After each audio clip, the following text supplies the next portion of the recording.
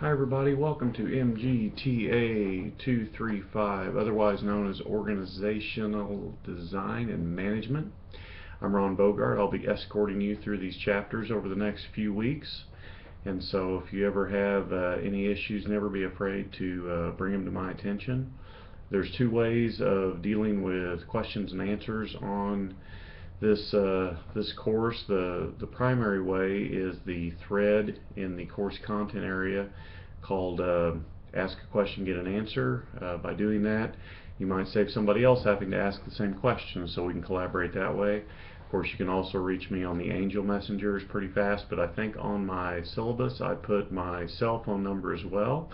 You can feel free to call or text. If you do text, be sure you identify who you are and which class you're in, because I've got more than one class going on at any given time, so that would stave off a little confusion. But this is a course that I've taught for about 8 years, and so I now coordinate the online program as well. So if you have any issues with any of the instructors as we go through this, feel free to, or any positive feedback as well, feel free to get a hold of me and let me know. So the way this course is designed, you will analyze and gather information from an organization. The primary idea is it's an organization that you're currently connected with, but we know we have people in all stages of employment and engagement as far as the workplace goes. And so feel free that if you have an assignment where you're supposed to analyze something at your place of work, and if you don't have one, feel free to borrow from somebody else. If you've got a friend, a spouse that works at any organization, you can use those as subject matter. You can also think back to organizations you've been connected to in the past and work as well as you can from memory. There will also be some assignments where the organization you're connected to just doesn't have the resources that fits the assignment. An example, I think it's in week 3. I'll have you make a list of human resource activities that your human resource manager typically does.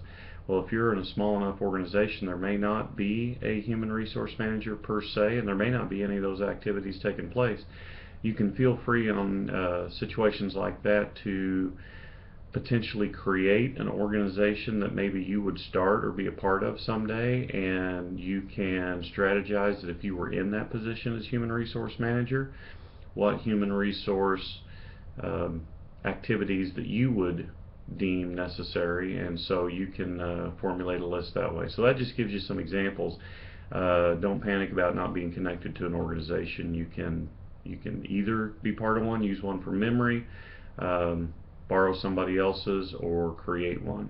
And you can mix and match on this too. If you're working with an organization that one assignment fits it pretty well, but another assignment that same week maybe doesn't, you can feel free to use one organization for one assignment and use another one for a different one, so you can kind of mix and match.